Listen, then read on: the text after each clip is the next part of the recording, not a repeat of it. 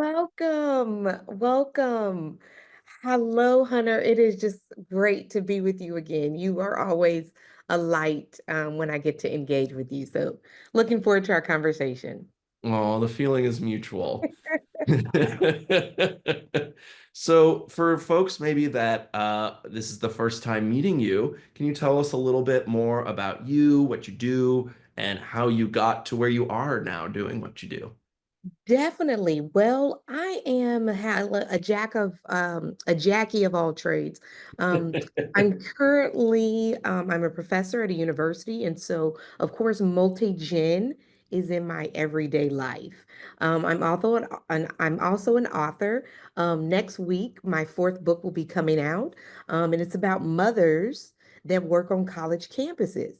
Mm, And so I'm doing that. Um, and I am just really an advocate for social justice.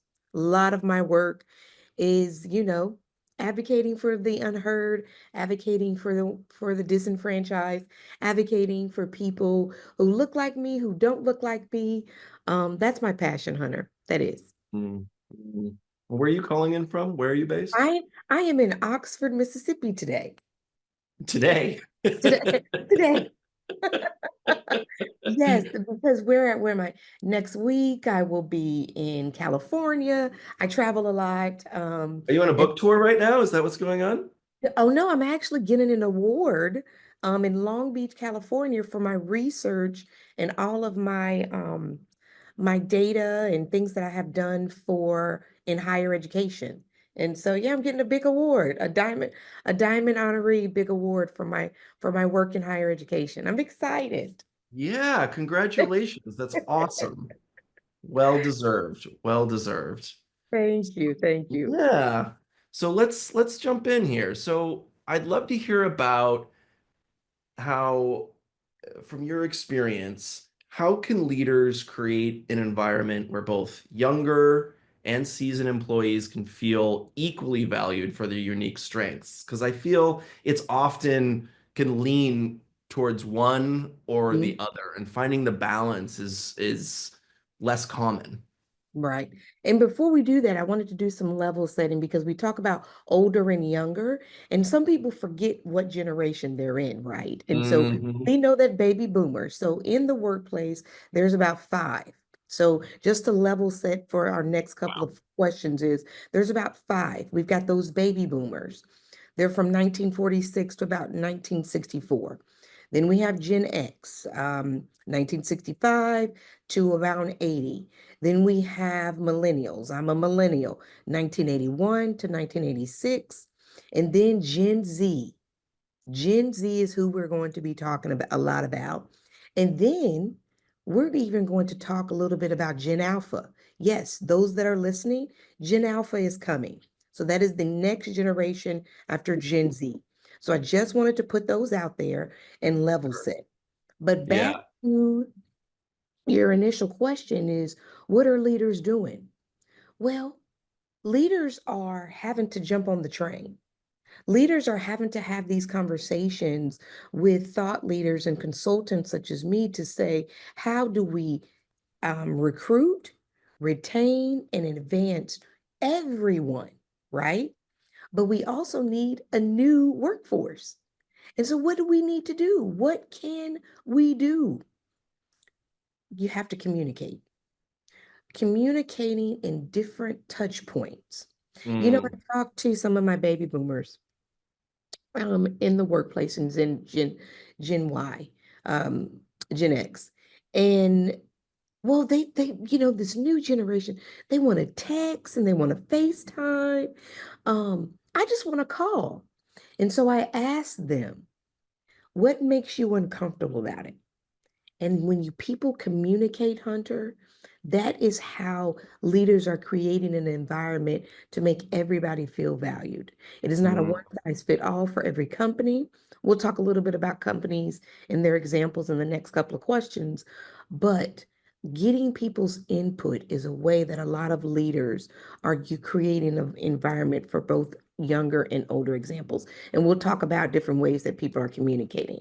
But I just wanted to sum that first question up. Yeah, I would love to hear as I'm also a millennial, Hmm. I've been, I've heard I've been a geriatric millennial, but I am feeling it in my lower back these days. But what are some of the reasons that you've heard about that, the call versus text? Because that is very real. What is the, when you ask them both, I'd love to hear just some of the hot takes of that. It's informal. It's not Mhm. personable. Um, it's not professional. Informal, not personable, and it's not professional. Huh. And then give them the scenario of 911. Hunter, I don't know if you've ever had to call 911. Thank God, no. You pick up the phone and call 911. Well, 911 has evolved over the years, has it not? Hmm. 911, you can text now. Mm-hmm. Hmm. 911, there are different ways to communicate that you are in trouble, right? Mm-hmm. Right. Yeah. And so that is the analogy that I use for these leaders in the company. I said 911, I can't think of the year that it was founded, but 911 that all of us rely on to be safe has evolved. You can text, you can actually send where you are. Right. If you're in a location where you can't talk, you can Yeah. text. And so we Yeah. have to have that outlook when we are talking to our older and our younger people. And then this is what I tell my younger people. Yeah. There is there is intellect and Mm, necessity in everyone. And so there are things that I want to talk about later on as we proceed through this that companies are using to amplify older people and to bring these generations together so that they can see the good in each other. mhm. I love that example of 911. I hadn't thought about that, and it really, that's an aha. That makes a lot of sense to me. Yeah. Yeah. Huh. Huh. What is it for the younger folks with the phone calls? Is it confrontational? That would be my first thought as a younger person. Yes. I got over it, but that would be my impression. Yes. And some, in a weird way, they connect phone calls with trouble. I don't know. Yes, that there is, I was talking to one of my students and they said that if somebody says, "Oh, I need to talk to you on the phone," it is negated, it is connected with some type of I'm in trouble. Whereas if Mm, I FaceTime you or text you, it lowers that. And it's mm, so interesting. I have a 20-year-old, and my mm. 20-year-old will FaceTime me and text me before she calls me. And we can be in the same house, Hunter. Um, and it is, I think it is them growing up so much with these that they are connected to it. Yeah, And I want to say there's a good and bad version of this, but we have to meet people where they are. right. And in the workplace, we have to meet people where they are. And so Yeah. it's up to leaders and people managers of all ages to create that space where we can meet people in the middle and also understand that people have different communication styles. Yeah. So I love that. So meeting people in the middle, what strategies can be implemented to help that multi-generational team overcome these communication challenges? What are ways that you help meet them in the Oh, middle? this is my jam because I love bringing people together. And Mm, so um I am a touch point, I'm a data person, and I love quantitative and qualitative data. And so one of the qualitative things that I do is focus groups, you know, mm, sitting down, whether it's on a Zoom call like we are, or sometimes I actually get to go to the offices and sit people down and say, what do you need? Um, Effective communication looks different for different people. There is not a one size fit all. And I tell tons of people that. And then people love telling you what they know. Hunter, you do this for a living. You know that people love to talk. I do this for a living. I ask people questions for a living. They love to talk.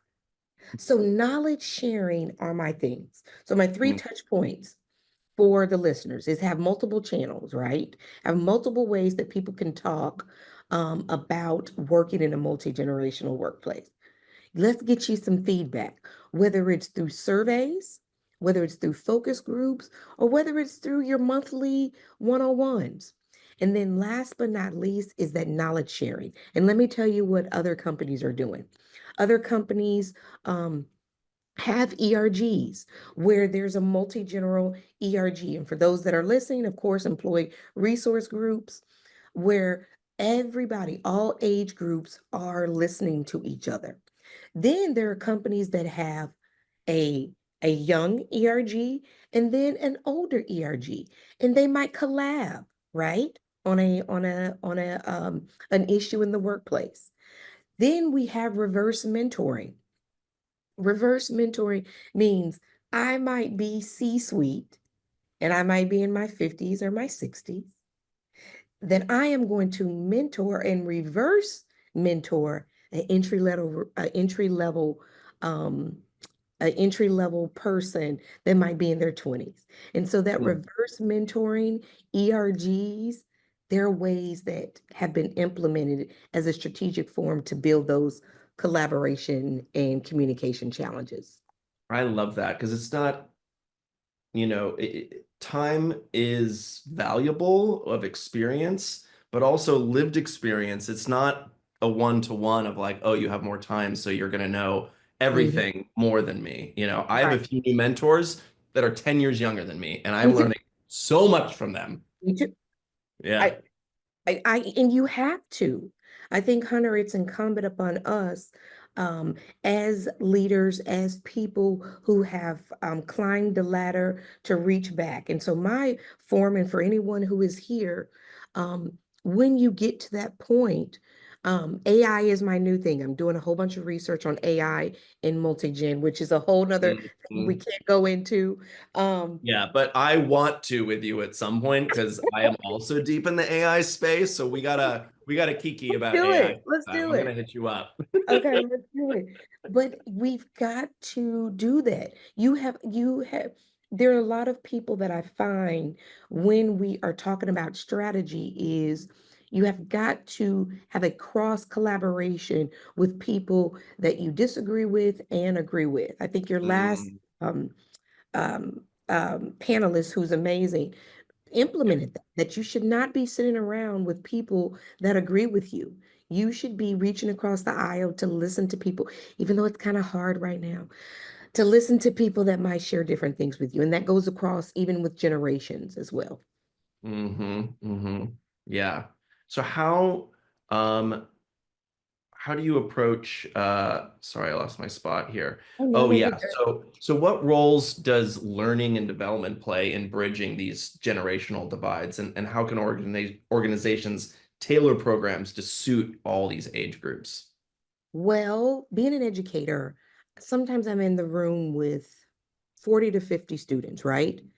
I can't teach and people don't get my knowledge the same way. I'm a Mm, visual learner, right? I'm looking at your background right now. I'm looking at what you have on. I'm a visual person. Not yeah, everybody's a same. visual person. And so it's very important for L&D, learning and development professionals, to acknowledge the generational divide when it comes to learning. How Mm, do people learn? And so I know different people learn different ways. I'm an arts humanities, I'm a tree hugger. I am not a STEM person, right? So um, companies have to align their L&D to encompass everybody. And what does that look like?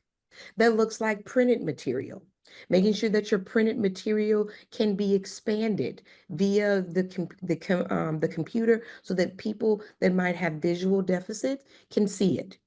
Having micro learning so that people can listen to some of the things, the new policies and procedures that are coming out so that they can understand it, right? Having multi languages, right? mm, Some of your documents. I know I'm saying a couple of things that might cost a little bit out of the budget, but these are some things that I have seen. learning modules, making sure that your print can be changed, making sure that you have different languages.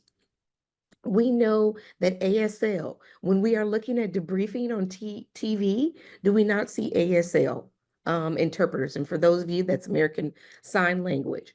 And so L&D professionals that are great, that are trying to keep up with this moving target, they know they have to do customizable things in the workplace so that everybody gets the knowledge from micro modules, micro learning, having different types of font and print, um, having in-person meetings. If you don't want to listen to the latest Title IX or policy and procedure, you can actually come in and we can speak to you, making sure that your closed captioning is available on all your videos, on Yes. all your websites. These are just some of the things that I know L&D professionals are making sure to bridge the gap across the generations. Yeah, I love that. And there's definitely some affordable, easy wins in there too, like the Yes. captions. Every platform you can just make it enabled now, you know, and then Mhm. some of those other investments, they maybe have that upfront cost, but in the long run, Correct. your returns. Correct. Correct. And like I said, I've seen businesses do the, you can text certain things, right? My Gen Z love it. They're able to text their input Yeah. quickly. And for those of you who are like texting, is that the response rate is higher? It's so much faster. I'm working with a 20-year-old that's an intern right now with me, Okay. who is fantastic. And I like sent an email, no response, and then a text got it right away. Like, and then the next day I texted her. But what was very interesting about this, it wasn't that she didn't read the email. It was Yes. that it Yes. had to be more crafted, her response. Oh And I my was God. like, this is so helpful for me to hear that because I didn't Yes. care. It wasn't an urgent thing, but I Yes. wanted to know, this Yep. week. And it was just about scheduling, But when I texted her, it was like, boom. Yes. Yeah. Yes. Oh, you hit the nail on the. And so there's people on this call right now that's saying, this is too much. We've got to, this is not a workplace. Texting and FaceTiming, this is not workplace etiquette. Yeah. They said the same thing about dial-up or internet, Right, right, from right. floppy disk to CD-ROM.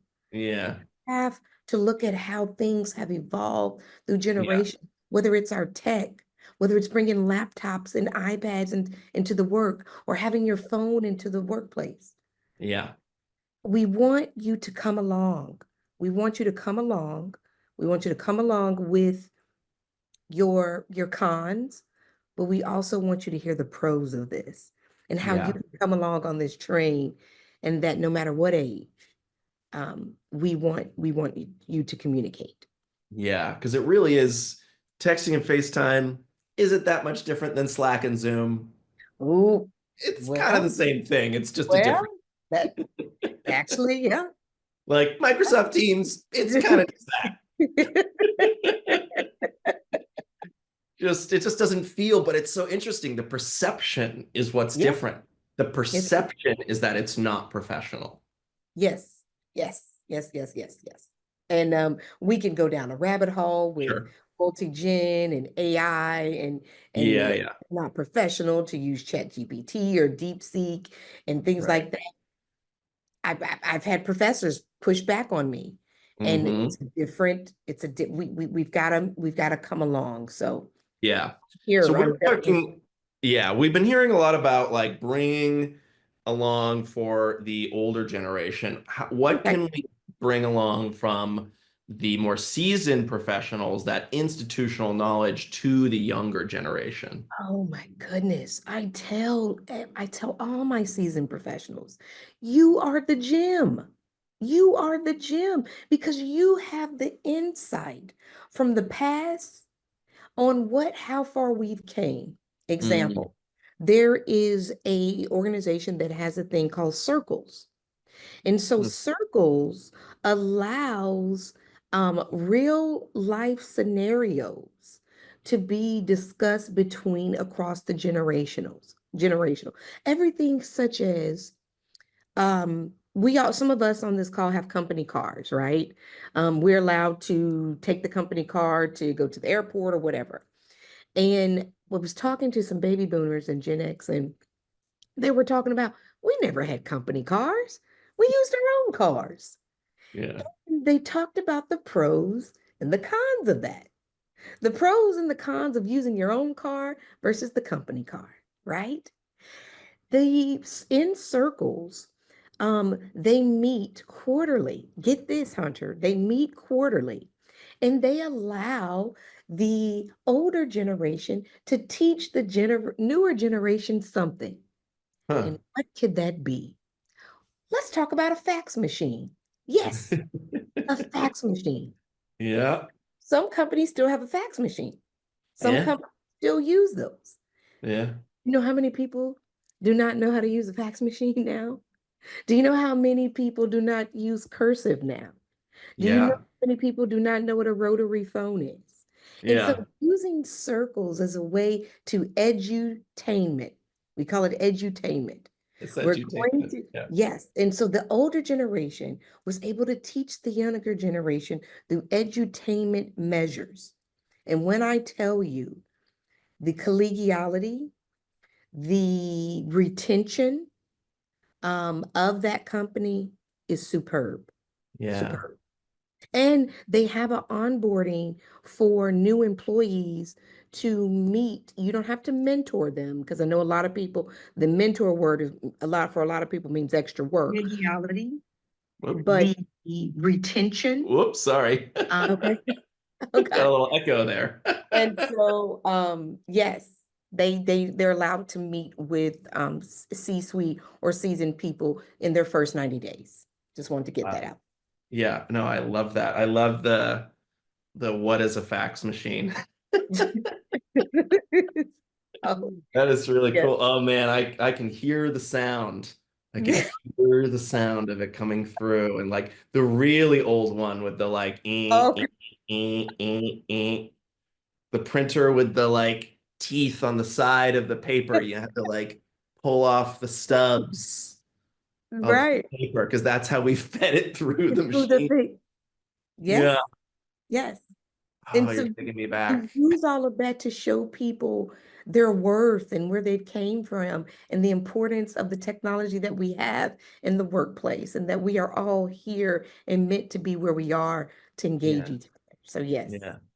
So we got a great question come in from the audience that Oh, I want to touch on. let's go. Let's go. Yeah. So someone asked regarding generational gaps, how can a Gen X applicant effectively navigate the interview process to demonstrate their ability to showcase their skills and adaptability in the workplace and on projects to a younger reporting manager?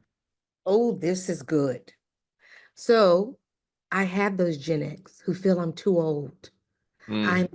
I'm going to be the oldest person on the call. And I tell them, suck it up, cupcake. We got stuff to do. Your knowledge is invaluable. First things Yeah. first, I tell my Gen X, baby boomers, tell me about your social media. Are you on LinkedIn? Do you have a wonderful, vibrant picture of you? No, I can't think of the last time I took a picture. I said, well, let me help you with that. I said, there's tons of apps. You don't even have to go anywhere. Yeah. We'll get you a new headshot. Next, I Yep. need you to be on social media. If you're not going to be on the rest of those, at least be on LinkedIn. LinkedIn Yep. is your link. Think of it. Yes. LinkedIn is your link to the next generation. Yes. I do LinkedIn audits all the time across the generation. That is something that you can control. You can't control your interviewers, but you can control how you are perceived through social media. First things first. Next, show them what you are worth. Show Hmm. them what you are worth. Yes, you might be Gen X, but what comes with Gen X is wisdom and experience, and you know that through your certification, through your life experiences. I tell anyone when people ask you that final question in an interview, is there anything that you'd like us to know, Hunter, about you? It is incumbent upon you to say, hey, I have been in the workplace since. I have done Mm. this. I have seen how things have progressed since. You Yeah. utilize your age to make an impact in that company, right? Yeah.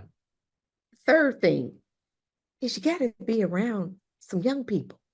Get around some young people. If you don't have any friends that have young people, what internet is available? What are they listening to? What is that company listening to? They have a podcast. So, social media, vamp up your social media.